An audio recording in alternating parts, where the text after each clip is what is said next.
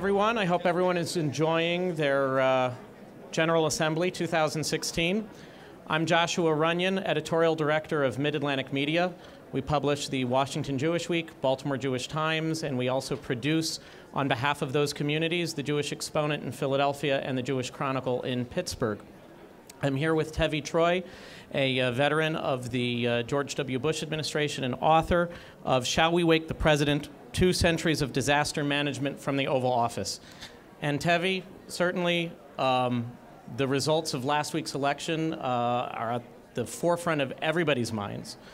And I think that you are somebody who's uniquely positioned for this audience to draw on your experiences in the executive branch and your research as a presidential historian to sort of, is there anything in your experience and in your research that will give us a glimpse into what's going on in the mind of President-elect Donald Trump right now and his team forming the next administration? What's the mood over there right now, in your opinion? The mood is one of cautious optimism, I would say, and a recognition of the enormity of the task before them. I heard Kellyanne Conway talking yesterday on one of the Sunday shows, and she said that we are working 24/7. I guess from people 24/6, but just in general 24/7, because there's such a huge task in terms of being able to take over the reins of the United States government in less than 2 months. It is a huge task. There's a lot of weight and heaviness and responsibility behind it. That's coupled with the possibility of having to deal with disasters or crises in a first year, which has happened many a time in presidential history. And so they are trying to not only deal with the immediate needs of staffing 4,000 or so positions, but also the anticipatory needs of figuring out what are some of the challenges a president could face in their first year before they have their complete act together. And these types of black swan events, as you term them, how often do they happen, and how often do they shape the president rather than the president shaping the events? Yeah, more often than you would think. In fact, I have a piece in the Philadelphia Inquirer today talking about the prevalence of first term in first year black swan events. These are external crises that go on to shape the remainder of a presidency. So if we think just about the most recent 2 presidents, President Obama in his first year, he faced in March the swine flu epidemic, the H5N1 outbreak, and this took place before a single confirmed nominee at HHS was yet in place. There was no secretary, no deputy secretary, none of the assistant secretaries, none of them were confirmed at the time the swine flu broke. And what happened was they actually ended up using the Bush administration's flu plan that I had worked on, but still it's a scary place to be when you have none of your top health advisors ready when you enter an administration. Also, in that first year, Obama had to deal with the issue of the Somali pirates who had kidnapped an American ship, and he said to one of his staffers, "Who thought we were going to have to deal with pirates?" The fact is the presidency brings unexpected challenges to the occupants of the office and the rest of the administration. People aren't always ready for it. An even more famous example is George W. Bush, who faced the 9/11 terrorist attacks in his first year in office. Remember, he came in as someone who wasn't going to be focused on foreign policy. He was going to focus on domestic policy, and 9/11 attacks completely reshaped the entire Bush administration. I'm not going to go into more details on some of these, but some other first year crises that were external, that were unanticipated, were Bay of Pigs under Kennedy, stock market crash back in 1929 in the Hoover administration. 1969, Richard Nixon had to deal with Hurricane Camille, which killed hundreds of people. So there are these external events that come up. They are surprise the presidents, and presidents need to be ready for them, especially in this day and age when the government is responsible for so much more. How much depends on the person of the president, and how much depends on the administration in dealing with these events? Right, that's a really good question, because obviously the president isn't personally out there overseeing rescue missions or taking people outside of burning buildings. I mean, the president physically isn't doing those kind of activities, but the president sets the tone. The president is the chief communicator. When the president gets on TV and looks flummoxed, the whole nation worries. When the president gets on TV and is confident, then the nation is reassured. We think about the first day after the 9/11 attacks. First of all, there was so much uncertainty. Ari Fleischer held up a sign to President Bush that said, "Don't say anything yet." He scrawled it out in black letters so that President Bush would see the sign as he was talking to the media. Then on that first day, they didn't know where to go. Remember, the Secret Service was afraid and didn't want him to go back to Washington, and the nation was worried. Where is the president? What is the president doing? And finally, President Bush said, "We need to get back to Washington." And then a few weeks later, when President Bush went to New York, he went to Ground Zero. He stood on top of that fire truck. He took out that bullhorn, and he said, "I hear you, the rest of the world will hear you soon." And that was a galvanizing moment. That was a moment that reassured the nation. So what a president does in front of the cameras is so important, even if they're not actually the ones dealing with directing the rescue efforts. President-elect Trump, in the course of the campaign, has, on one side, been criticized for how he's appeared on camera and how he's communicated himself to the public. And yet it seems this was a large part in his win. Do you have, if you were offering advice to the incoming Trump administration, do you think that what we've seen so far from President-elect Trump is this positive style of communication that you're talking about in the event that there were to be, God forbid, a black swan event? Yeah. Well, first of all, one of the chapters in my book is about civil unrest. And we are seeing these riots taking place now, these anti-Trump protests. I don't know how big these are going to get. I hope they are just minor and they're gone by Inauguration Day. But if they spiral out of control, that's a kind of thing that a president can face and can actually be damaged by it. I think of the story of Daniel Patrick Moynihan, who was in the Nixon administration when he joined after the Johnson administration ended. The Johnson administration aides gave the Nixon team a pad of mimeographed papers for how to call out the National Guard in case of civil unrest. Remember, there were a lot of riots in the 60s. All you had to do on those mimeograph forms was fill out the name of the city and sign the president's name, and they would send out the National Guard. So civil unrest is one of the kind of black swans I'm talking about. In terms of President Trump, or President-elect Trump, I wrote a piece in the Wall Street Journal a few months ago talking about both candidates. At the time, there were two candidates, Hillary Clinton and Donald Trump, and talked about some of the strengths and weaknesses they brought to the fore in terms of dealing with disasters. And one of the strengths I pointed out that a President-elect Trump might have is his knowledge of communications, his comfort in front of the camera. When he went to Louisiana during the Baton Rouge flooding earlier this summer, at a time when neither President Obama nor Secretary Clinton were going, and he handed out food and supplies to the people who were affected, I thought that was a very strong moment, and it showed an understanding of the communications needs of the moment. And in fact, in my book, I have an appendix that lists 9 lessons for presidents in terms of dealing with disaster, and more than half of those lessons actually have to deal with communication, because that is the president's most important role when it comes to disaster, communicating a sense that the United States government is in charge. This is a community that overwhelmingly supported Hillary Clinton. 70% voted for the Democrat among Jews, the latest study tells us, in last week's election. A lot of people out there in our community are scared by, for some it was the prospect now or the reality now of a Trump presidency. For others it's the anti-Semitic events that have taken place since then, and they're tying that to the fact that Trump was elected. A lot of people are looking for hope. I think a lot of people viscerally want to believe that that a President Trump will end up doing well.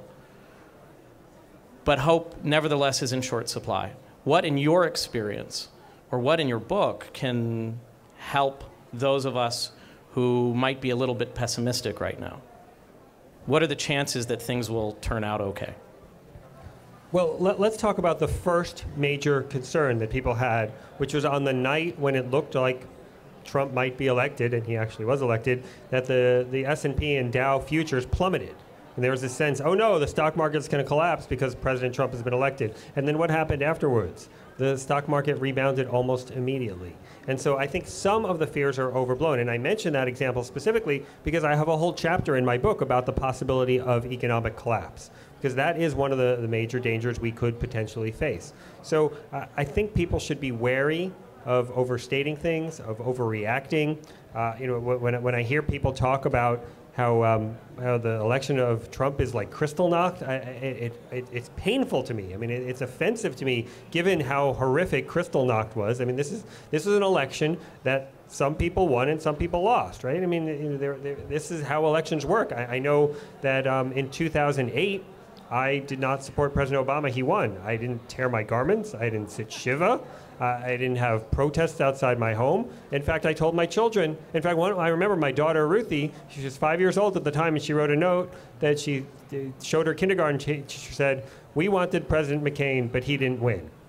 So, I mean, that is how election transitions are supposed to be. In 2012, I was even more involved in the Romney campaign. I was a senior aide on the transition. I had worked on the campaign for many months, and there were actually personal repercussions to us for Romney not being successful. But you dust yourself off and you move on. So I would tell the Jewish community to be wary of what they say in these early days. Now I understand what my friend Aaron Kiak and the National Jewish Democratic Committee, they have partisan reasons for doing what they do, and that I understand. But for the rest of the Jewish community that's not supposed to be aligned in a partisan way, I think it's a good time to hold your tongue and not go overly critical or go out of bounds at this point. I would take a wait-and-see approach.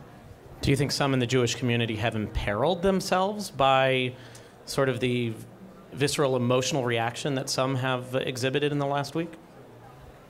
I think it's too soon to say. I mean, we were saying in the last panel it's only been 5 days. I mean, I noticed that the ADL, for example, is making comments about Steve Bannon. I just don't know if they're based on facts. We just don't know at this point, and I'd be wary of going out too far on a limb on these issues at this point. You mentioned 2008, where you didn't rent your garments. Looking back on the last 8 years, would you say that President Obama has been a better president than you expected him to be, or a worse president than you expected him to be? From where you were in 2008, how has the reality matched your expectations? That is a really wise and insightful question. Let me just say a couple of things on that point. I was very concerned, and I said so at the time, about President Obama on Israel, and I think he has been disappointing even to my low expectations on Israel. I know a lot about healthcare, and I follow the issue of healthcare. The way he forced through the Affordable Care Act without any Republican votes, and in a way that basically raises the costs to everybody in the system and subsidizes some people, I think has been disastrous. I also think he's been a more partisan president than I thought he would be when I saw that great 2004 speech that he gave at the Democratic Convention. And I said to my wife watching that speech, this guy's going to be president someday. I was so impressed with that speech, but I don't think he has governed in that same way. So that's on the negative side, the more disappointed ways. In the ways that I haven't been as disappointed is the fact is that he has not been able to carry through a legislative agenda after his first 2 years. He passed the Affordable Care Act, the stimulus, and Dodd-Frank in those first 2 years, and then that window closed. And he really did not get much done in Congress through that. In fact, David Letterman, when he was still in the ER, had this joke that President Obama went to get his annual physical and passed his annual physical, and Letterman joked that it's the first time Obama's passed anything in years. So the fact that a Republican Congress came and took over after 2 years really blunted some of the ability of the Obama administration to pass some of the more extreme pieces of legislation that they would have wanted to. 4 years from now, or as the case may be, 8 years from now, do you expect that a President Trump's record will be equally mixed? I would say every president's record is mixed. I mean, you can't say any administration was perfect up and down the line. My favorite president in the last 40 years was probably Ronald Reagan, and there are many good things he did, but there are also some things that I would criticize. So, but some of the things that he did that are more lasting For example, the tax reform of 1986, which I think is one of the best pieces of legislation in the last 30 years, that was a bipartisan effort and a bipartisan initiative. And right now, it is true Republicans have the majority in the Senate and a majority in the House, but you can't pass things in the Senate with only a majority. And I think there is an opportunity for some bipartisan legislative achievements. I think Charlie Schumer replacing Harry Reid is a big improvement. The word is that Schumer chafed at Reid's hyper-partisan approach to everything in the Senate, and Schumer recognizes the importance of cutting deals. And there's no way that things are going to pass in the next few years unless both sides, unless Mitch McConnell and Charlie Schumer, Leader McConnell, Leader Schumer, get together and make some deals. And that's the only way things can happen.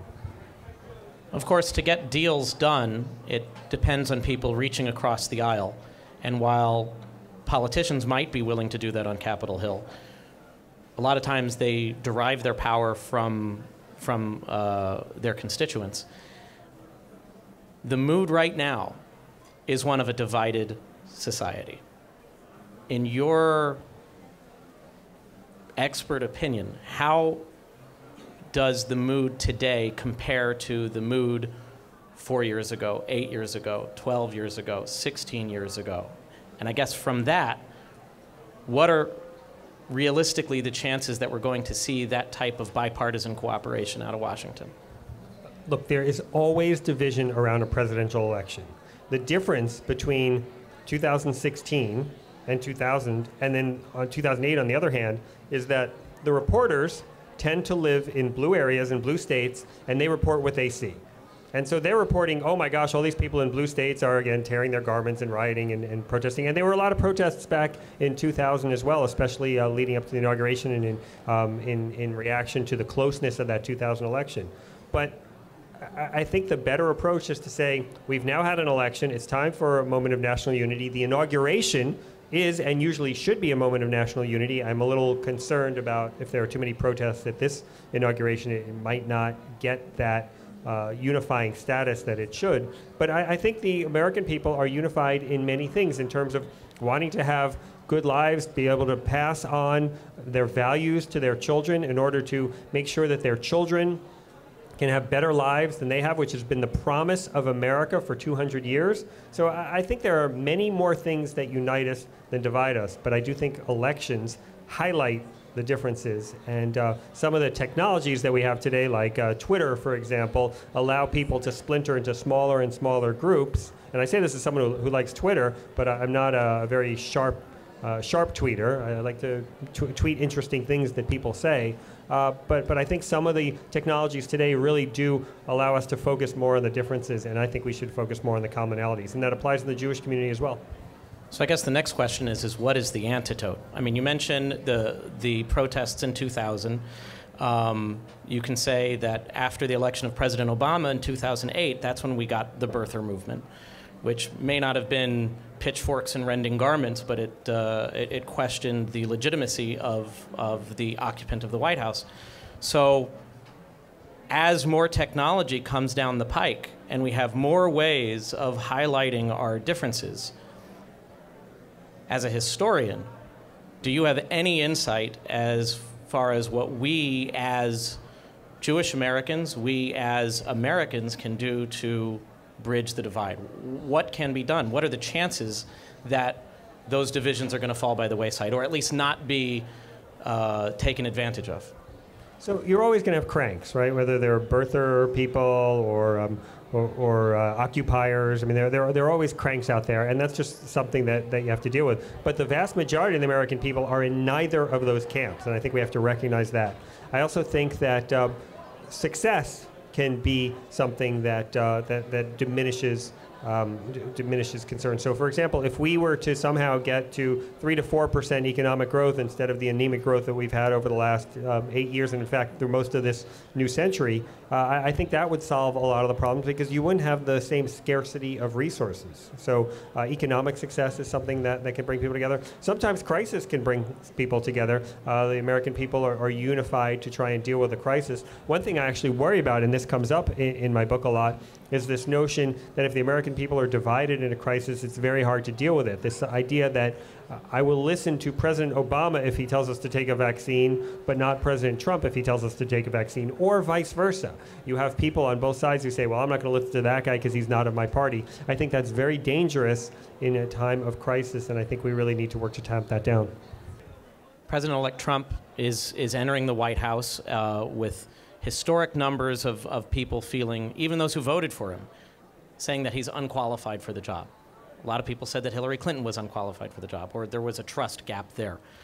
What are the steps that President-elect Trump can do between now and the inauguration to bridge that gap, to get the public to trust the president?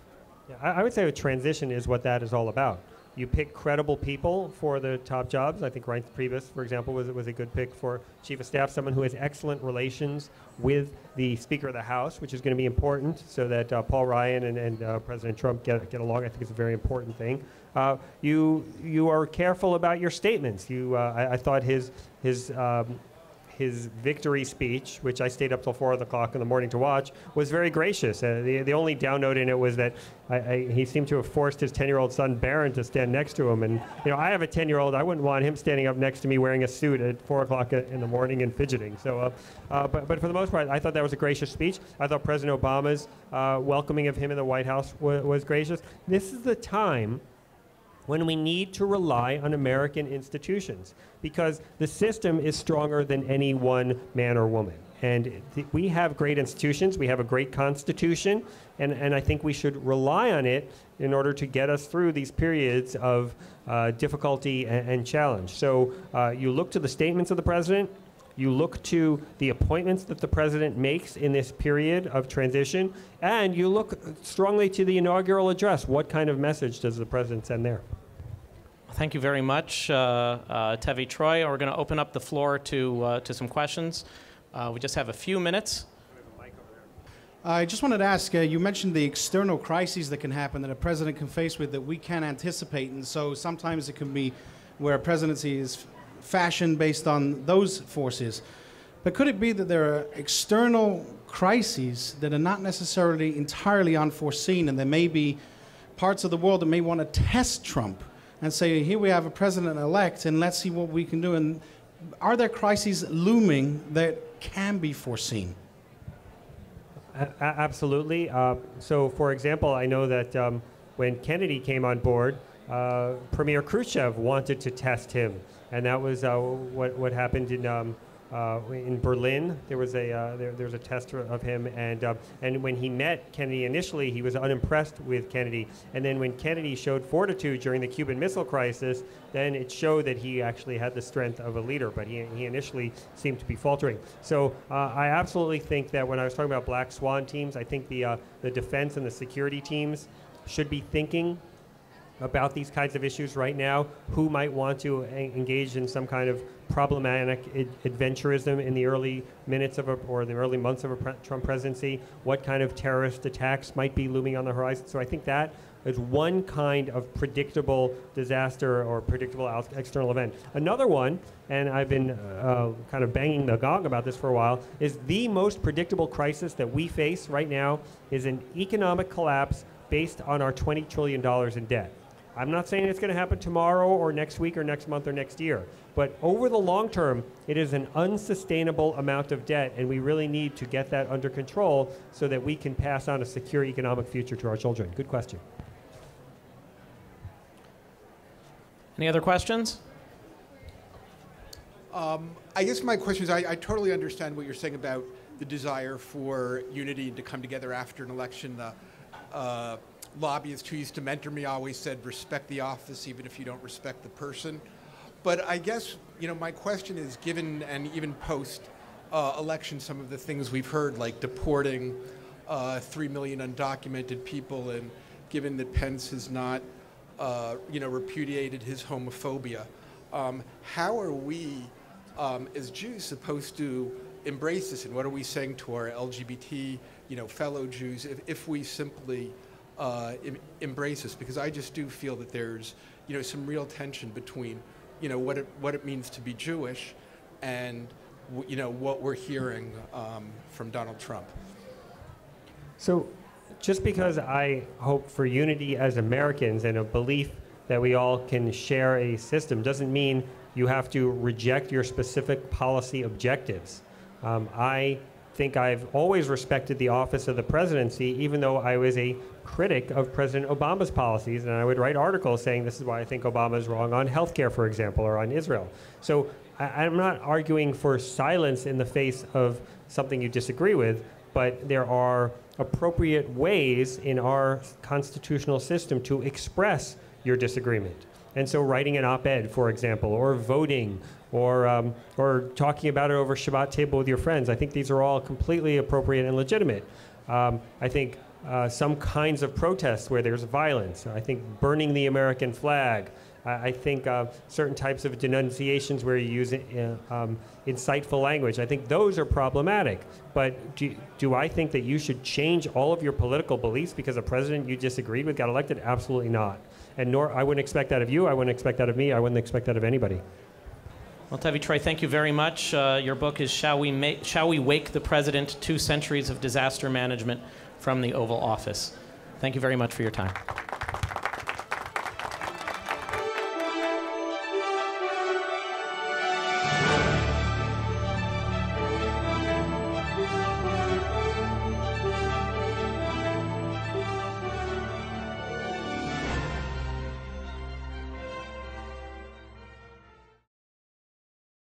We would be pleased to send a complimentary DVD of this program to anyone who wishes to support JBS, the Jewish Broadcasting Service, with a tax-deductible gift of $36, double chai or more, to the nonprofit organization Jewish Education in Media.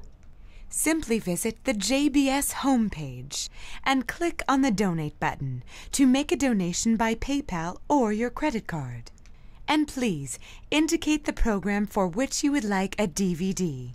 Or you can send your tax-deductible check made out to Jem, Post Office Box 180, Riverdale Station, Bronx, New York 10471.